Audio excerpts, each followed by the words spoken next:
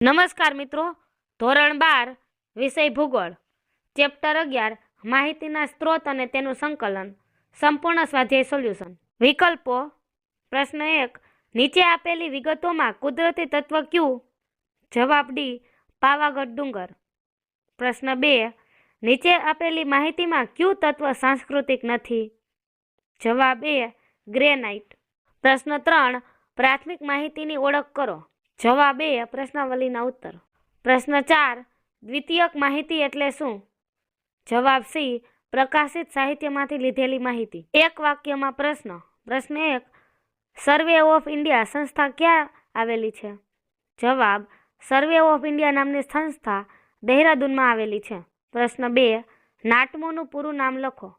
જવાબ, national atlas and thematic mapping organisation નાટમોનું પૂરું નામ છે. પ્રશ્ન 3, એક બહુલકીય માહિતી કોને કહે છે? જવાબ, એક જ બહુલક હોય તેવી એકાત્મક માહિતીને એક બહુલકીય માહિતી કહે છે. સંક્ષિપ્તમાં પ્રશ્નો.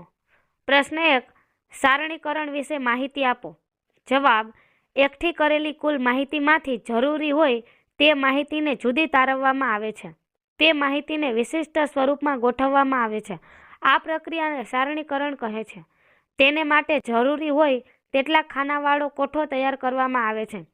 એકઠી કરેલી માહિતીને સમાવવા માટે હરોળ અને સ્તંભના માળખાની સારણી તૈયાર કરી આંકડાકીય માહિતીને સારણીમાં ગોઠવી સારણીનું શીર્ષક આપવામાં આવે છે. પ્રશ્ન 2, દ્વિપરિમાણીય આલેખ એટલે શું? જવાબ, દ્વિપરિમાણીય આલેખ તૈયાર કરવા માટે ભૌમિતિક સંજ્ઞાનો ઉપયોગ થાય છે. આ આલેખમાં એક સાથે 2 પરિમાણો દર્શાવી શકાય છે.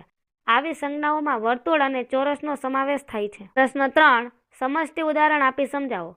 જવાબ, કોઈપણ અભ્યાસ માટે પ્રાથમિક કે અને દ્વિતીયક આંકડાકીય માહિતી મેળવવામાં આવે છે.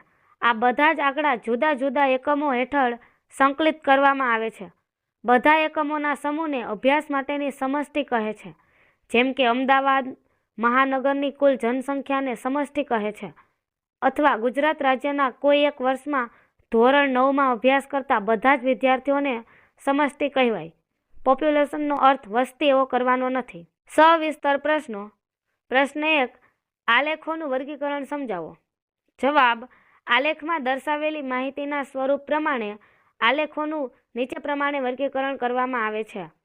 1, એક પરિમાણીય આલેખ. આ વિભાગમાં રેખા અને સ્તંભ આલેખોનો સમાવેશ થાય છે. 2, દ્વિપરિમાણીય આલેખ.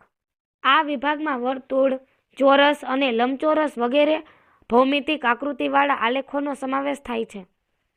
3, ત્રિપરિમાણીય આલેખ.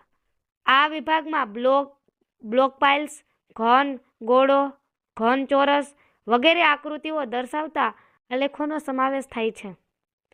4, ચિત્રાત્મક અને અન્ય આલેખ.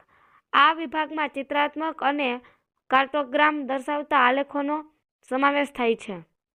આ પદ્ધતિમાં જે વિગતને લગતા આંકડા હોય તે વિગતનું સૂચન તેના ચિત્રની સંજ્ઞા દ્વારા કરવામાં આવે છે. દાખલા તરીકે કોઈ પ્રદેશની વસ્તી દર્શાવવા માટે માનવીનું ચિહ્ન આપી શકાય. પ્રશ્ન 2, મધ્યવર્તી સ્થિતિના પ્રકારો વિશે જણાવો. જવાબ, કોઈ પણ અભ્યાસ માટે જો જરૂર હોય તો પ્રથમ પ્રાથમિક માહિતી મેળવવામાં આવે છે. માહિતી મેળવવા માટે કેટલાક એકમોને આવરી લેવામાં આવે છે. આ તમામ એકમોના સમૂહને અભ્યાસ માટેની સમષ્ટિ કહે છે. આ સમષ્ટિના એકમોની કુલ સંખ્યાને સમષ્ટિનું કદ કહે છે. પ્રશ્નાવલીની મદદથી જે માહિતી એકત્ર કરવામાં આવી હોય તેનું સારણીકરણ કરવામાં આવે છે. આ સારણીમાં જે આંકડા હોય તે કેટલાક લક્ષણો ધરાવતા હોય છે. આંકડાશાસ્ત્રીય પદ્ધતિઓનો ઉપયોગ કરીને આ માહિતીને ચકાસવામાં આવે છે. આવી ચકાસણી દ્વારા માહિતીના અવલોકનોનો સારાંશ દર્શાવે તેવું માપ શોધવામાં આવે છે. માહિતીના અવલોકનોમાં આ માપ દર્શાવતી કિંમત ન્યૂનતમ અને અધિકતમ કિંમતોની વચ્ચે અથવા મધ્યમાં હોય છે. આથી તેમને મધ્યવર્તી સ્થિતિ કહે છે.